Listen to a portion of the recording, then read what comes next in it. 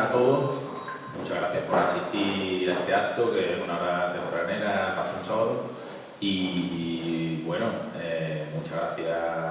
En principio, sobre todo agradecer a Fundación Quiñones, que ha colaborado en que esto esté pasando, estas actividades culturales, al museo que nos cede el espacio y al ayuntamiento en general, que ha posibilitado que se den primero la exposición que tenemos abajo, que está casi a terminar, y que se den estas jornadas culturales que tienen la vocación y la intención de conmemorar el Día del Cómic, que oficialmente es el lunes 17 de marzo, y bueno, realizamos esta charla, estas actividades con el objetivo de eso, de llamar la atención sobre el cómic, de reivindicarlo, de que salga un poquito a la calle, de que se vea, y Chiclana pues se apunta a este carro, en el cual pues tiene, pues como muchísimas localidades y muchísimas ciudades españolas en estos momentos están haciendo actos iguales, semejantes, parecidos, ¿no? Ayer nuestro invitado de hoy estaba presentando en Cádiz y esta tarde se va por Madrid, va a presentar también. O sea que realmente ahí dentro del mundo del cómic ahora mismo está en una cierta actividad, o sea, bastante actividad, porque al fin y al cabo hay que salir a la calle y hay que llamar la atención sobre la cultura y que la gente sepa que estamos aquí y que pueden venir a visitarnos, encontrarnos y disfrutar de los cómics. Entonces, sin más, voy a pasar a presentar a Paco Lobón Leal, chiclanero, un autor magnífico. Vamos a presentar su obra Sangen. He contado en alguna ocasión, pero básicamente él y yo, siendo de Chiclana, ni nos conocíamos. Nos conocimos en una ocasión, estuvo en mi taller, estuvimos hablando, pero él se fue para Madrid y ya yo le perdí el rumbo y él a mí. Y me enteré que había sacado el libro, entonces lo busqué y entonces resultaba, yo creía que estaba en Madrid, pero estaba en Chiclana hace 3 años. Entonces nos tomamos un café estupendo, charlamos de muchas cosas, nos pusimos al día y bueno, le planteé la posibilidad de presentar el libro porque había tenido una presentación en la embajada, pero no lo había tenido en un espacio oficial. Y bueno, yo creo que una persona chiclanera con una obra tan buena, autoeditada, que eso supone, ahora hablaremos del tema, pero que supone un gran esfuerzo y algo a tener muy en cuenta, pues merece tener un espacio de reconocimiento y un espacio en el que se le pueda servir para que se vea lo que se está haciendo, ¿no?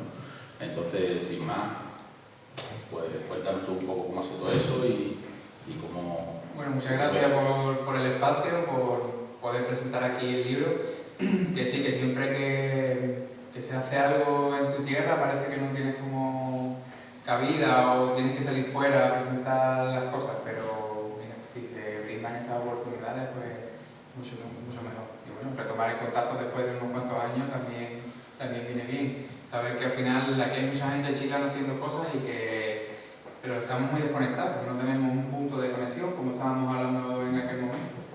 Y bueno, yo me volví de Madrid hace 3 años justo y estoy trabajando desde aquí, he montado el estudio en Chiclana y por suerte pues van saliendo proyectos que desarrollo desde aquí, tanto de animación como de videojuegos.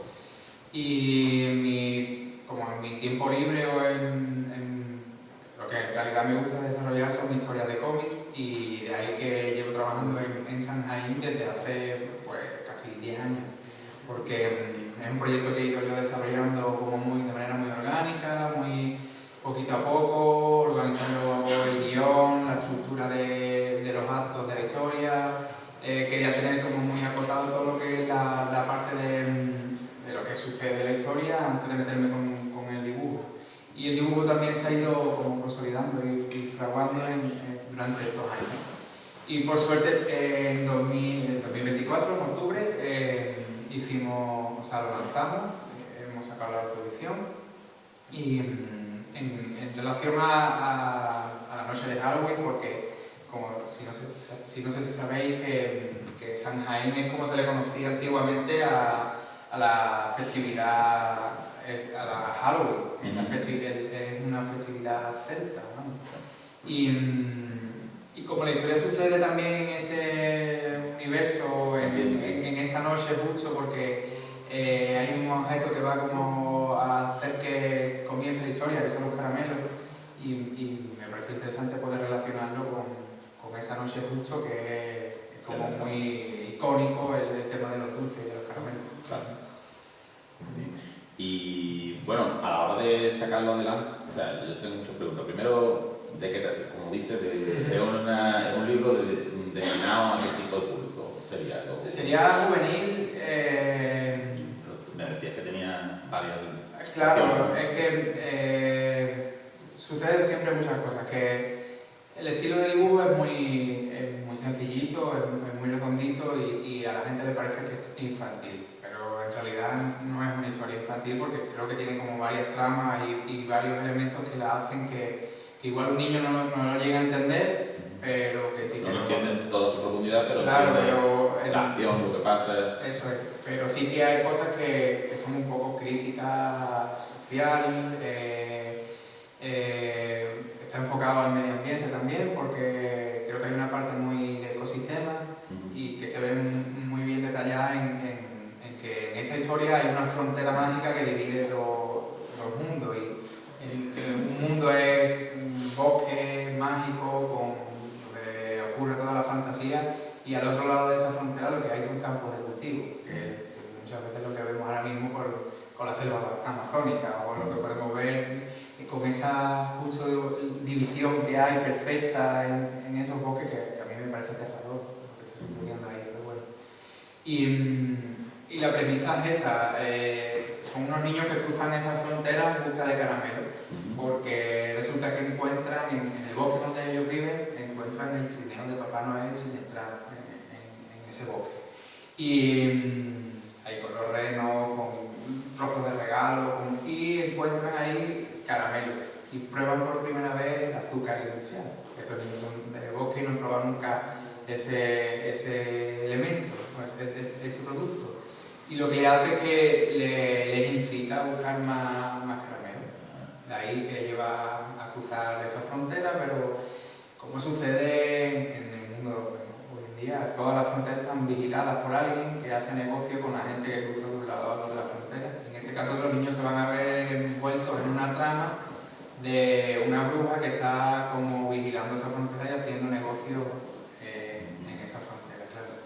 Y de ahí la trama de qué ha sucedido con el trineo de Papá Noel. Luego también hay unos agentes secretos que están vigilando a la bruja porque está haciendo... Un novelón. Claro, ahí dentro de la trama principal se empiezan a abrir un montón de ramificaciones que a mí es lo que me interesa porque a partir de que empiezas a abrir ramificaciones empiezas a construir más personajes y a mí el desarrollo de personajes es lo que más me gusta. A veces me tengo que frenar porque encuentro otra vez y digo, venga, ¿cuántos personajes más? Y empiezas a sumar gente a la fiesta y creo que sí, es demasiado.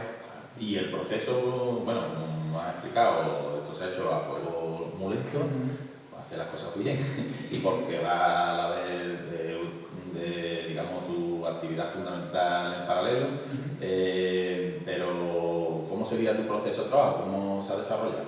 Pues en un principio empecé diseñando los personajes, tenía una premisa de lo que quería contar y bueno, la primera imagen que se me vino a la cabeza fue este trineo de Papá Noel con un elemento rojo en un bosque verde y ese contraste visual entre...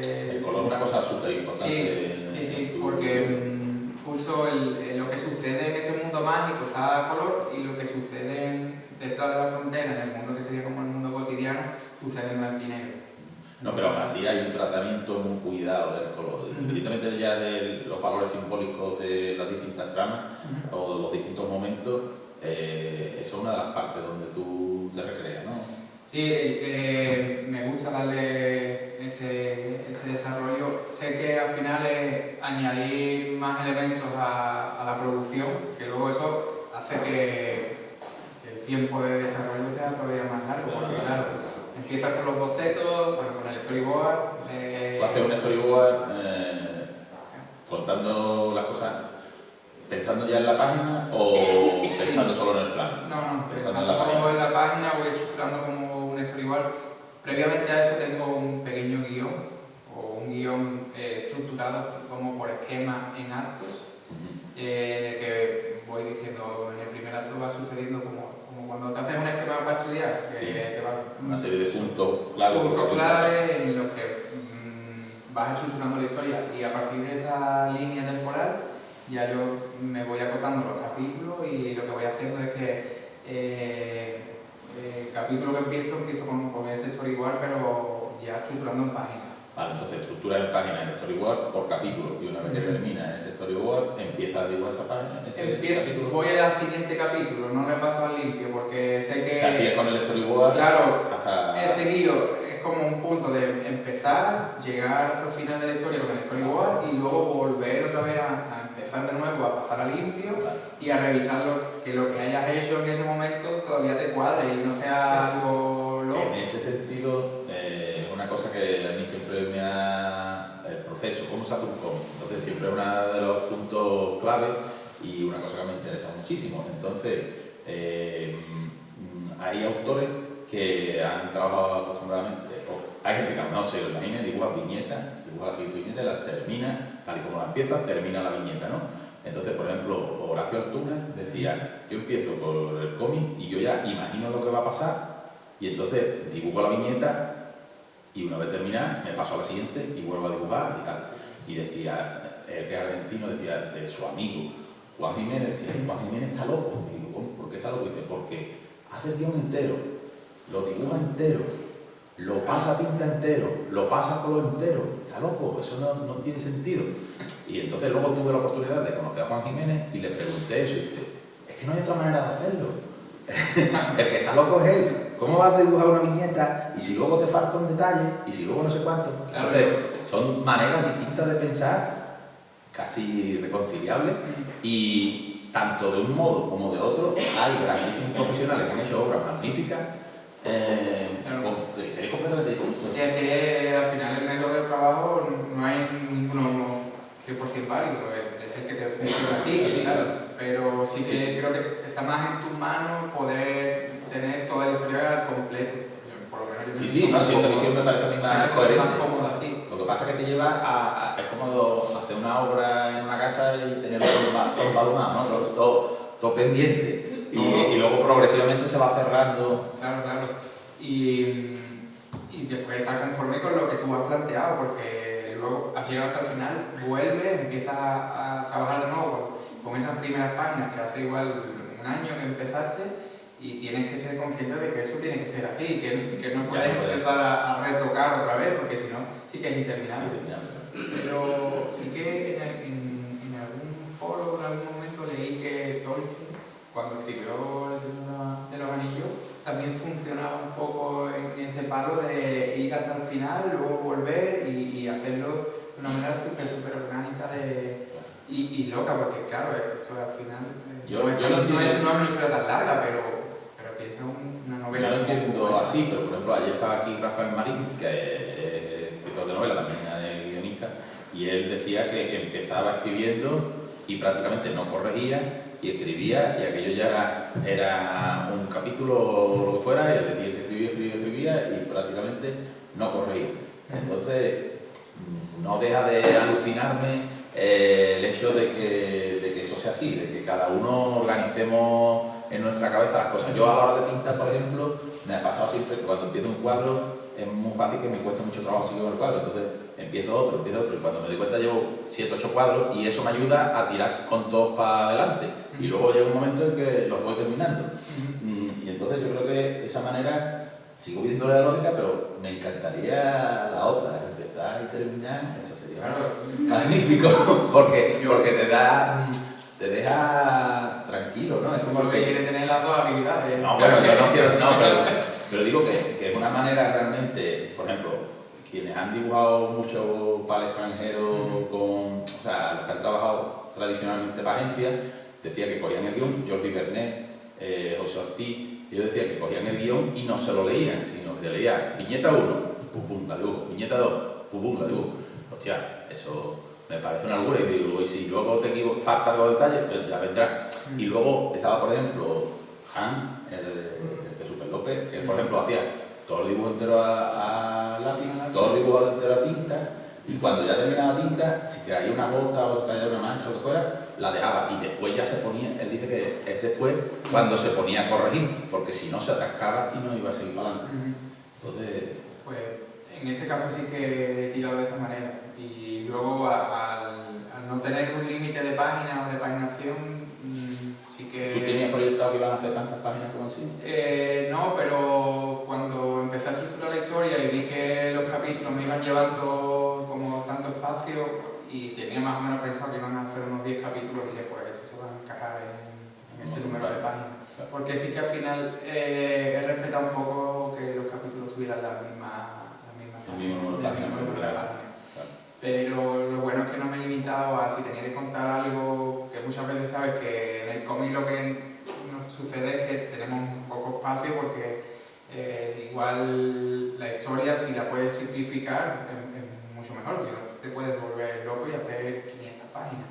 Entonces la idea es ni pasarse, pero tampoco acotar. Sí, andar limitado. Claro, andar limitado de que, por ejemplo, yo que, como comentaba Jeff, mi influencia del cómic siempre han sido el manga. Entonces te coges un manga y tienen ahí espacio como para contar todos los sentimientos, tiene como muchas viñetas para explicar cualquier acción. Entonces, me he visto un poco reflejado en eso. Claro.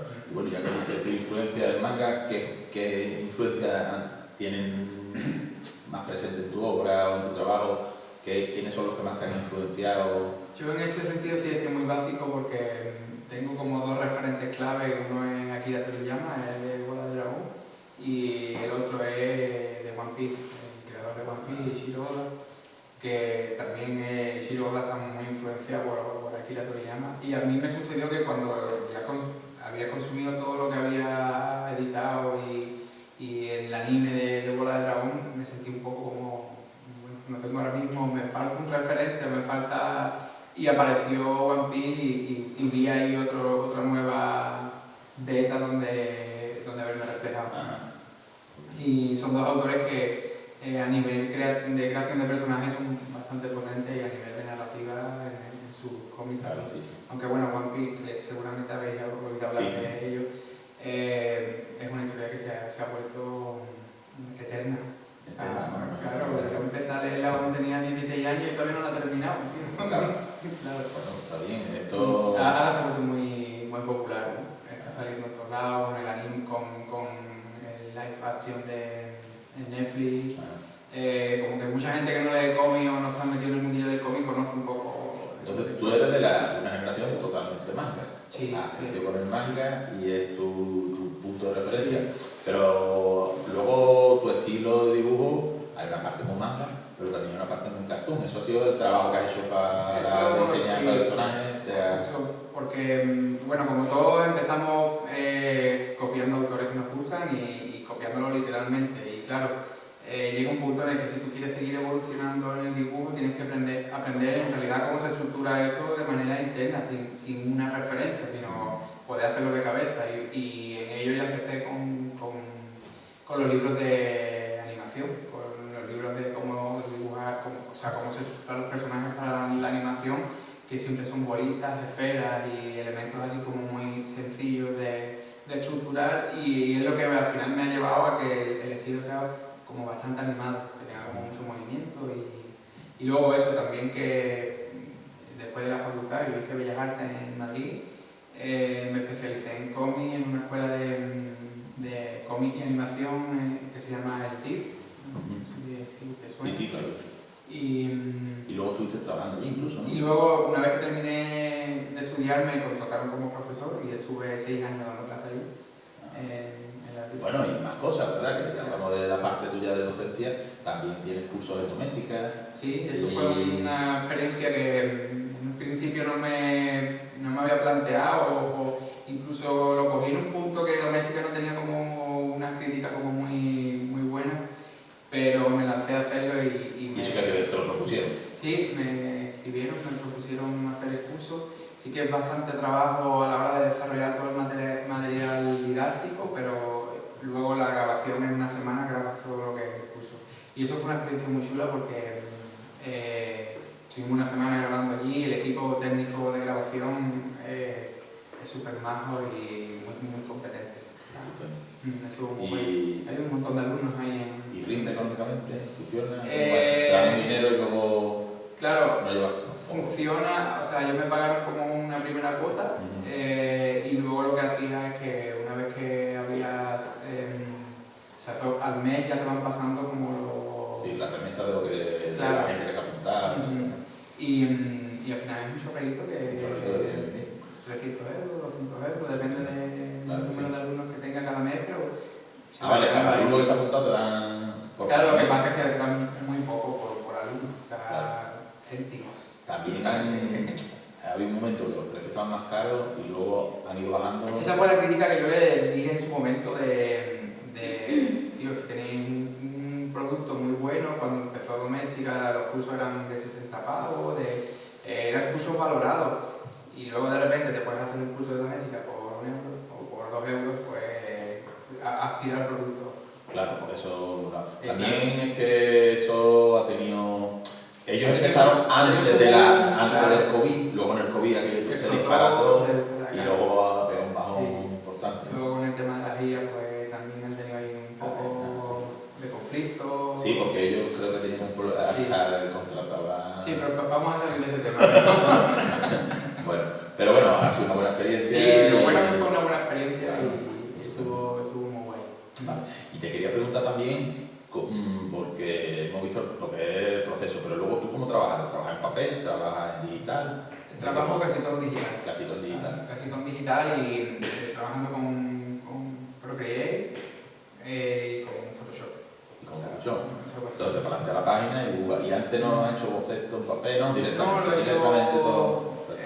Yo sí que he sido bastante analógico y he estado siempre bueno, siempre estoy con cuadernos de dibujo, pero desde que me adapté al digital ya no o sea, es que de manera profesional todo lo que hago es digital. Entonces... Tiene al final, todo va a pasar siempre al digital, independientemente de que se vaya a imprimir. Claro. Entonces te ahorras paso y llega... Y que al final he encontrado como la manera de resolver el problema de manera técnica, con los resultados que quiero, asemejando un poco lo que sería a la acuarela o un estilillo así como más tradicional, pero en digital, que se puede hacer. Así que al final los pinceles y los lápices de sí, digital... Sí, la herramienta es lo mismo, pero me interesa ver cuál es la que te hace sentir más cómodo, cómo te... Pues como te decía, en el iPad sí que trabajo todo lo que es el boceto, porque el iPad tiene un tamañito como muy de cuaderno, muy de folio, y una vez que tengo los bocetos del iPad ya lo paso al ordenador a trabajar en digital. Y trabajas y el color lo das en el iPad. O sea, el color lo doy en Photoshop. ¿En Photoshop, pero con una tableta gráfica? O... Sí, con una Cintiq, con una Cintiq de una pantalla táctil. Perfecto, muy bien. Puede estar súper interesante. Tenéis, bueno, todavía podemos hablar más cosas. ¿Tienes cosas que tengas ganas de contar o de...? Bueno, pues sobre el tema de la autoedición. Eso es importante, por ejemplo. Hay una cosa, normalmente a la hora de los cómics, el esquema tradicional, en unos tiempos era que había una producción editorial que contrataba a la gente, eso pues está bastante caduco lamentablemente, y ahora, bueno, pues el formato que ha ganado, ahora lo dirán también los compañeros que vienen ahora, pero el formato que ha ganado al final, de momento, la guerra es el libro, entonces el libro ya tiene una realidad distinta, porque una cosa es escribir una novela y otra cosa es ser novelista, o sea, o tener una constancia de producción y de venta, porque cuando tú preparas un libro, a lo mejor ahora te has pegado 10 años y el resultado en la venta, si a través de una editorial, pues al final va a ser en función de la tirada y el resultado pues, puede ser, lo más normal es que no termine de cubrir el esfuerzo titánico que se ha hecho. Entonces, aparte del esfuerzo titánico que ha hecho con una obra tan magnífica, Luego está el esfuerzo titánico de maquetarla, de preparar la edición y luego de cómo habéis hecho, cómo ha sido el proceso. Explícalo. Ahí sí que tenemos un equipito de trabajo que, sobre todo con Cristina, que es la que ha maquetado el libro y es la que ha hecho la edición, y se ha encargado de la impresión, o sea, de que todo salga tan bien como ha salido. De que todo salga tan bonito como ha quedado. Entonces, al final las imprentas se han abierto a que gente de la calle pueda imprimir su proyecto con una tirada medianamente asequible y con la misma calidad que tendría un libro de cualquier editorial. Entonces, por ahí tenemos esa ventaja. Y luego que nosotros gestionamos todo lo que es la autoedición, porque al final creemos que es como una ventana que tenemos, una posibilidad que tenemos para poder contar nuestras historias. ¿Tú ves que el futuro de la edición de cómic va a caminar más hacia la autoedición o...? No te sabría decir, porque es que, ¿cómo te diría? Después, al final, las editoriales siempre tienen como una apuesta fuerte, unos autores que ya están asentados y que, aunque a mi parecer parece que funcionan un poco como las plataformas de Netflix y todo esto, que todo lo que están haciendo es tapar una novedad con otra novedad. Ese juego es muy peligroso, sobre todo porque el cómic necesita un espacio un tiempo para que a la gente le llegue y si de repente una editorial está tapando tu título con otro título nuevo, no tiene la publicidad necesaria como para cubrir todas esas ventas que en parte quiere. En ese sentido, el autor hace su trabajo que lleva mucho tiempo, mucho esfuerzo y necesita visibilidad, pero el editor lo que necesita son muchos libros nuevos para llenar su estante y se va a llevar su parte por cada libro. Entonces, tú haces un libro en un tiempo y venda lo que venda, va a llevarte la parte de lo que vende, pero el editor se lleva de cada libro que saca su parte. Entonces, si tira mucho el libro... No solo la editora, y ya está también el triángulo de distribución, que también te pide más libros para poder distribuir, porque si no, no hace su función, y después el librero también te pide novedades para que puedas seguir vendiendo. Entonces, como este triángulo es bastante... Por ejemplo, en la parte vértice de los libreros, allí estaba, por ejemplo, aquí una librera y decía que había quitado los cómics de su librería, no lo había visto teniéndolo que quitar porque no podía aguantar el ritmo de producción y lo que se llenaba, etcétera. Entonces, aunque ya le había dedicado mucho, pero estaba cambiando de algún modo la situación y cada vez se le complicaba y había ido reduciendo el tema de cómic. Porque el cómic se produce mucho. Es que lo que me has preguntado es muy difícil de saber porque sería como... Yo tiro aquí la pelota, jugamos y vemos lo que sale y después seguiremos charlando de eso. Sí. Pero bueno, creo que la posibilidad de poder hacer una autoedición, hay mucha gente que se la está planteando, tanto autoedición como desarrollo de crowdfunding, que al final eso es otra manera de autoeditar. Preventa, ¿no? Es una preventa, estás tirando de que la gente contribuya con tu proyecto antes de haber salido el propio producto. Claro, Entonces, que es capaz de generar una base de público fiel. Público, seguidores, tal. Claro, tiene esos seguidores, tiene funciones, si esa gente te compra, hay un número de personas, decían, me parece que era John Byrne, ¿no? Llegó un momento que tenía, no sé cuántos eran, pero donde él iba, se movía. John Byrne era un dibujante norteamericano muy importante que ha dibujado todos los superhéroes de Marvel y ha sido al principio de los 80, antes que llegara Frank Miller, John Byrne era la estrella, ¿no? Máxima. Y entonces, no me acuerdo ahora cuál era la cifra, pero había un número de lectores que si él cambiaba de colección, se iban detrás de él, y entonces él era totalmente consciente que a donde él iba, y eso le permitió manejar mejor los contratos. Claro, sí, claro, tuvo mucha historia. Entonces, de algún modo, esa parte siempre yo creo que ahí está la relación editor, el autor necesita tener algo para que el editor también, pues, la palabra sería lo de la influencia. De hecho, hay gente que busca autores que ya tengan influencia, o sea, que sean influencers, que tengan ya un número de visitas, que sean conocidos, que tengan un número de fans. Entonces te edito porque sé que ese producto va a tener tal repercusión. Claro. No es nuestro caso. Bueno, pero sí, ustedes también. Pues hay una cosa, hemos estado hablando de tu libro y también podríamos estar hablando de otras ediciones que hacéis dentro del sello que tenéis.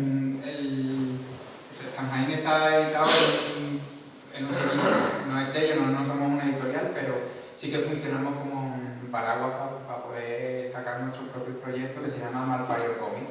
Y Malfario Comics saca un librito, una edición de historias cortas de terror y mal rollo anual con autores a nivel nacional. Y llevamos ya 7 años por el 8º número. O sea que... y como decíamos antes, estamos hablando, cada vez más gente quiere participar. Sí. Y eso de que participe más gente, aunque da un libro más grueso, también genera más público, porque al ser muchos colaboradores, pues todo el mundo tiene su novia, su pareja, su hijo, su tío, su primo.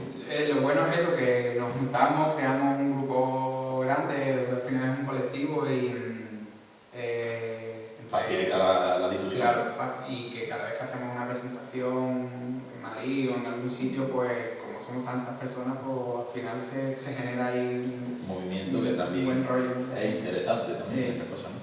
Y entre ese proyecto lo llevamos entre Cristina, nuestro otro compañero que está en Segovia, que también es dibujante, y yo. Entre los tres estamos ahí con Malfario detrás. Con el Malfario encima. Malfario no. Vale. Bueno, pues, ¿cuánto llevamos? No sé, no me lo sé. No llevamos nada hablando, ¿no? Aunque ya más o menos habíamos proyectado hasta las 11:30, sería el siguiente acto. Entonces vamos a ver. No sé si tienen alguna pregunta. Claro, ¿tenéis alguna pregunta que hacer, algo que os interese saber? A ver, que antes has dicho que en este cómic, o libro, bueno, que no tenía límite de páginas, ¿no? A ver, la pregunta es, tú tienes, supongo que te has hecho primero tu guión y esto, pero ¿cuándo decides que dices, bueno, ya no voy a poner ni una coma más al guión, no voy a poner ni una raya más en el dibujo, ya, hasta aquí? Porque parece que siempre se te puede ocurrir, esto lo puedo mejorar un poquito más, esto de aquí. En algún momento igual dice, bueno, ya lo dejo porque si no, claro. Sí, sucede lo mismo que cuando te pones a revisar lo que ya has hecho antes. O sea, dices, esto no lo voy a cambiar. Me gustaría a lo mejor cambiarlo porque veo que el dibujo puede mejorar la pose o cualquier chorrada. Y con la historia pasa lo mismo. Podría seguir incluyéndole tramas, pero llega un punto en el que tú tienes que ser fiel a esa estructura de guión que te has hecho al principio. Va a suceder esto como puntos clave. Luego los puntos clave están muy fáciles de desarrollar porque son las escenas importantes dentro de la historia. Lo difícil es lo que sucede entre un punto clave y otro. Entonces ahí sí que no te puedes alargar mucho porque entonces empiezas a engordar el proyecto y se te va de las manos. Pero sí, es importante, o en mi caso, tener en cuenta los puntos clave de lo que va a suceder. O sea, elementos como escenas muy importantes, significativas, que si te contara solo esas escenas entenderías perfectamente la historia. Lo que pasa es que después, entre esas escenas necesitas que suceda algo en medio para que la historia fluya y no vaya como a salto, no sea un trailer. No. Tengo otra pregunta más. Que antes has dicho que tú empezaste en analógico y ahora ya eres más digital. Y es que ¿qué ventajas? ¿Tiene unas ventajas enormes hacer dibujar en digital con respecto al analógico? Sí, diría que sí, porque a la hora de editar, de transformar, de cambiar, o sea, si tú haces un dibujo en analógico y necesitas cambios de ese dibujo, o lo borras o pones un papel encima, usas una mesa de luz y trabajas encima de ese dibujo, pero en una hoja nueva. Eso lo hace de manera muy sencilla en el digital. O sea, todo lo que es edición, voltear el dibujo, tamaño. Por ejemplo, una de las peores cosas que yo creo que para la gente que está empezando, gente que... yo lo sufrí cuando empezaba con el digital, era el zoom. O sea, la posibilidad de hacer zoom en el dibujo hasta el infinito. Te ves dibujando una microgota, claro que tú has ampliado y que crees que es así de grande y de repente es que ni se ve en el dibujo. Entonces ya llega un punto en el que yo ya inconscientemente veo que siempre estoy trabajando como a un 50% de zoom y que muchas veces no me paso. Sé que hay otros compañeros que sí que se tiran un buen zoom y se recrean en la línea, pero luego piensas que después esa línea a tamaño real no se va a ver. Hay que tener mucho... Yo lo sufrí al principio de decir, joder, qué línea más bonita me está quedando. Claro, cuando lo imprimes y lo ves y dices, no se ve la línea. Que claro, la habías hecho así de gorda porque estaba a 200% de ampliación y sí. Y luego está el control Z, que es una gran ayuda, a no ser que o sea, poder ir para atrás hasta que te envicie demasiado. Llega un punto que yo no sé, seguramente que la pasa más de uno, no soy loco, estar dibujando en el cuaderno y buscar el control Z con la otra mano. O sea, de decir, estoy en el cuaderno, estoy dibujando por completo en qué soporte estoy trabajando. O sea, me ha pasado muchísimo, incluso estar en el cuaderno y con el iPad, que sabes con el iPad haces con dos dedos así y es el control Z. Estar en el cuaderno y hacer así y dices tú. Y luego la otra cosa en lo digital también, las capas. ¿Tú trabajas con muchas capas o con pocas capas? Yo al principio te generas documentos de 200 capas, hacer una capa para una pestaña, otra capa para... pero ya trabajo con muy pocas capas. Claro. Y sobre todo si tengo cosas que hacer como salvaguardar, la dejo ahí, hago una capa encima, lo hago y si veo que funciona lo acoplo y no trabajo con mucho. Eliminar capas. Claro. Sí, ya Pues sé. si no es un bosque de capas, que Claro, no. Quieres borrar algo y no se borra. Y dices tú, ¿cuál de las 200 capas está pestaña? Sí. Pero el digital es una herramienta muy potente. O sea, creo que además de manera profesional muy poco, aunque sí que puedes hacer exploraciones y testear primero en el cuaderno o en un folio, pero luego lo pasas a digital. El final siempre va a ser digital. Hay gente que sí que tiene el interés de crear el original, porque luego tiene una posibilidad de vender dibujos, de cualquier cosa, pero al final siempre va a tener que pasar por lo digital. Va a haber que escanearlo para que vaya de recta y el color sobre todo... Esa era una manera que tenían los autores antes de tener un extra en su salario, que era vender los originales, sobre todo vender las tintas. Cosas que eso ya ahora mismo no se hace, o sí que hacen como ilustraciones aparte para poder venderlas. Rollo gente que trabaja sobre todo en el cómic americano sí que lo suelen hacer mucho. Pero sí, nos hemos quedado un poco sin ese original del autor, pero bueno, es que la realidad ya no es la que era. Estaba en otro mundo. Me queda una pregunta más. Sí, Está bien. Es que habéis hablado también de la inteligencia artificial y es que pensando y tal, digo, pues igual que en principio pasas de pincel, de boli y tal, pasas Al digital. Digo, igual el siguiente paso ya es la inteligencia artificial. O sea, ya ni siquiera pincel, sino decirle a uno pues quiero que me hagas esto, así, asado, de esta manera. O posiblemente. Pues, es que eso quería preguntar si está ahí, ¿es como una amenaza o es como una ayuda más todavía? Yo, si quieres, me mojo. Ahora mismo se ve como una amenaza, pero de aquí a unos años será una herramienta. Y vamos a pasar todos por el aro. ¿Nos guste o no? Porque ya no matamos con flechas ni con palos, ni matamos con pistolas. Si es que nos va a suceder eso. Yo creo que la parte de inteligencia artificial ahora mismo, sobre todo, yo creo que una de las partes de la inteligencia generativa están vendiéndola sobre todo para quien no sabe dibujar, como quien dice. A lo mejor si viniera, si creara, que habrá, yo no sé, porque no estoy al día, al final es que haya herramientas que estén pensadas a los profesionales, más que otra cosa. Entonces, la mayoría de los autores y también los lectores, a muchos lectores, a la mayoría de los lectores les gusta que haya una persona detrás de lo que se está haciendo. Ya, lo que pasa es que... Pero la capacidad artística tiene que notarse siempre. Si no hay esta capacidad artística reflejada en el dibujo, apaga, vámonos, porque lo hacemos con la inteligencia artificial, no me sirve de nada, ¿no? Pero creo que hay muchos matices, como muchos frentes abiertos y por ejemplo, uno de ellos es que el que está detrás recibiendo esta imagen ya no le importa si hay una persona o es digital. Y que no, es que ni se lo cuestiona, y incluso muchas veces que, aparte de que no se lo cuestione, ni lo valora. O sea, está viendo algo que, o sea, viendo un documental de, que no me acuerdo en qué plataforma está, sobre,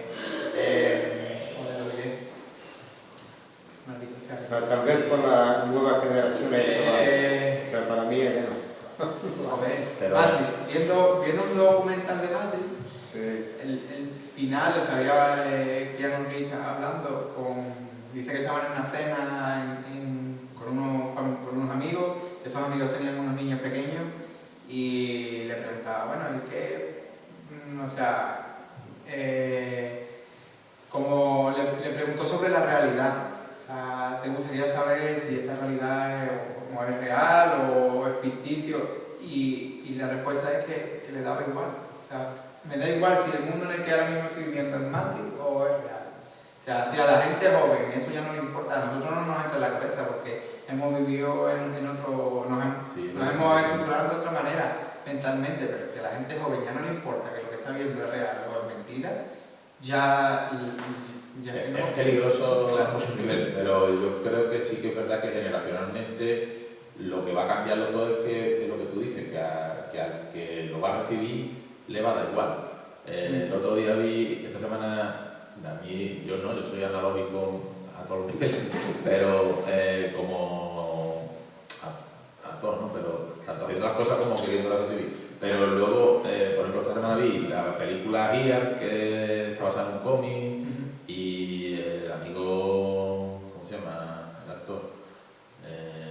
actor de Forrest Gump. Sí, Tom Hanks prácticamente hace de joven de 20 y tantos años.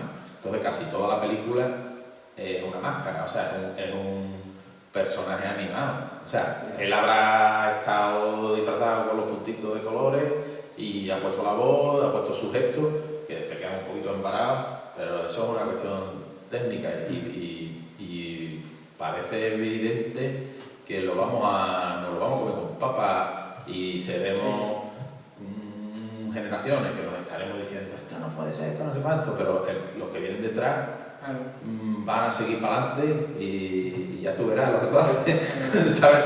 La brecha generacional digital va a seguir sucediendo. El problema es cuando salga Donald Trump en la tele dándole la mano a un extraterrestre y diciéndonos que el extraterrestre ha mandado, que tenemos que hacer las cosas, y entonces nosotros vamos a decir, eso es mentira, pero va a haber un montón de chiquillos que van a decir, mira el extraterrestre, qué buena gente, o podría ser que fuera así. Veremos actores difuntos haciendo papeles que nunca hubieran querido hacer. Por supuesto, yo creo que sí. Mientras sus nietos viviendo en las Bahamas, si quieren, porque siguen cobrando derechos de autor de su tío, de su abuelo. O dejarán de seguir cobrando, porque también el mundo económico también puede ser que se transforme de una manera en el que aquí de hecho en el cómic siempre lo de los derechos de autor no le ha servido de casi nada a los autores.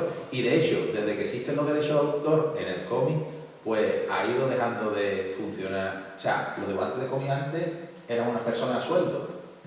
O sea, no tenían derecho a autor, pero comían todos los meses y mantenían familia y vivieron felices y criaron chiquillos y tal. Y ahora mismo hemos pasado a un terreno que es el de escribió usted su novela y ya veremos lo que pasa. Lo que antes era una editorial tenía que tener, producía los libros, producía, bueno, un negocio editorial inmenso, pues ahora mismo el que venga y me traiga la novela, pues por eso yo antes cuando te preguntaba si tú qué crees que va a pasar con la autoedición, yo creo que si la cosa va tomando por ahí, la autoedición es fundamental, porque al fin y al cabo, si, bueno, esto es con McCloud en el libro La revolución de los cómics, planteaba una idea utópica que quedaron demasiado, que a lo mejor se adelantó, pero yo pienso que al final, si vas a poder si tú te lo guisas, tú te lo comas y tú lo editas, pues lo que hace falta ya que te queda. Pero al final no tienes que hacer todo, ¿no? Porque yo pienso muchas veces en el artesano que hace pulseritas de cuero, se lleva todo el invierno haciendo pulseritas de cuero y luego en verano se la lleva paseando por todas las playas de Andalucía vendiendo pulseritas de cuero, pero para tenerlas se lleva, estamos volviendo en algunos sentidos atrás, pero hay una conexión más directa. También es verdad que yo, si no hubiese tenido la ayuda de mi compañera, no podía haberlo sacado porque tú necesitas, si no estás metido dentro de, si no usas esas herramientas habitualmente de maquetación, de edición, de controlar lo que son los detalles de imprenta, yo creo que no saldría un producto tan... Por supuesto, un trabajo que está bien hecho por una profesional de la categoría, evidentemente no es lo mismo, pero hay muchísimas herramientas digitales que te facilitan el trabajo, sí. igual que la traducción, por decir algo, queda un cuarto de hora para nosotros poner cómic, dice tradúcemelo en chino, a poner ruso y no sé cuánto, y para eso la inteligencia artificial probablemente hasta llega un momento que te pondrá los bocadillos en su sitio. Entonces, por eso decía yo, ahora mismo se está vendiendo las inteligencias artificiales como, señor, usted que se dedica a casi cualquier cosa, mire qué bien se lo puede usted pasar convirtiéndose en un artista, dándole un botón.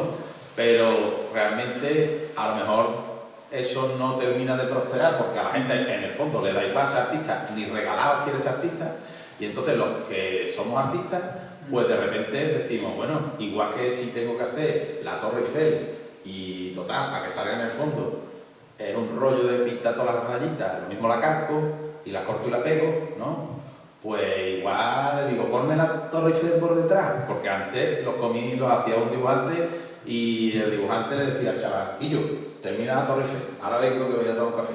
Y entonces eso ha existido siempre, los trabajos que son muy pesados y muy... En la animación sucede también lo mismo, porque... Y el color, por ejemplo, ahora mismo tú no puedes colorear al final te tiene que currar el color, pero a lo mejor va a llegar un momento en que dices, esto es amarillo, y te lo coloreas, porque ahora mismo las herramientas no terminan de hacer eso, pero si tú tienes claro qué es lo que quiere el color y rellenar las hojitas... Eso va a evolucionar muy rápido. O sea, de aquí a unos años vamos a ver un cambio muy grande. El problema es que no hay una legislación ni nada que como que ayude, como que esté acotando un poco todo lo que está sucediendo. Bueno, con la huelga de los guionistas allí en Estados Unidos, eso al final llegó aquí a España provocando que muchas productoras que recibían trabajos externos de Estados Unidos que hacían aquí, cuando la ola expansiva llegó aquí a España, las productoras se vieron que no llegaba trabajo nuevo y se vieron en un punto en que, pero claro, esa revolución o es complicado porque la ha funcionado. Claro, es que por eso te decía que cuando hablamos de inteligencia artificial se abren muchas vetas. O sea, no es solo el trabajo, no solo los artistas, sino que son como muchas tramas.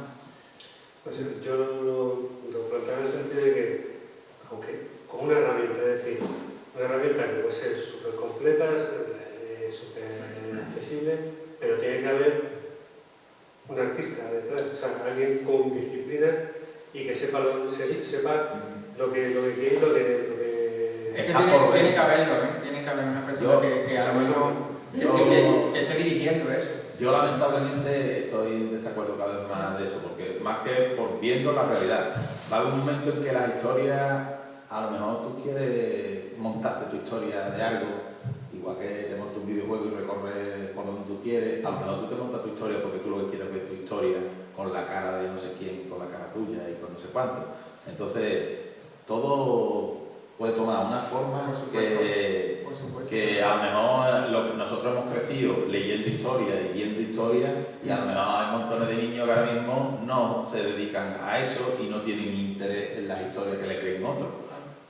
Esto puede tomar muchas formas De ahí es cuando nos dedicaremos por completo negativas. de las características humanas que es contar historia, yo creo. Sí, hombre, Nos yo han creo que traído hasta aquí, al final ha sido eso. Hombre, también yo en ese sentido pienso muchas veces que a lo mejor hay que ir a un purismo, quiero decir, bueno, por las historias más directas Ya, nos pero lleva a una cosa que sale directa, o sea, que se va a valorar igual que que se está va a muy valorar cerca lo que- también una dictadura en cuanto a eso, de decir esto tiene que ser así. No, ahora mismo yo creo que va a convivir todo tipo de posibilidades, pero que a lo mejor una posibilidad, o sea, algo a reivindicar es decir, pues mira, handmade, hecho a mano, hecho no sé cuánto, lo he imprimido yo, no, a lo mejor eso vuelve Todavía también. sigue habiendo artesanos, aunque Claro. se puede, te puedes comprar un mueble hecho con industrial con una máquina que da el pego, pero hay artesanos, todavía siguen siendo artesanos que te hacen un mueble puesto en mineral, desde luego. Claro. Vamos, termina, y vamos a intentar terminar porque pasamos a lo siguiente y seguramente vamos a hablar de las mismas cosas también al final. Entonces, que sean otros los que hablen. Que nada, si a alguno le interesa el cómic, estaremos ahí y puedo dedicarle un ejemplar si quiere. Que sí me interesa. Vale. Bueno, pues Pues muchas gracias por estar aquí, por la compañía y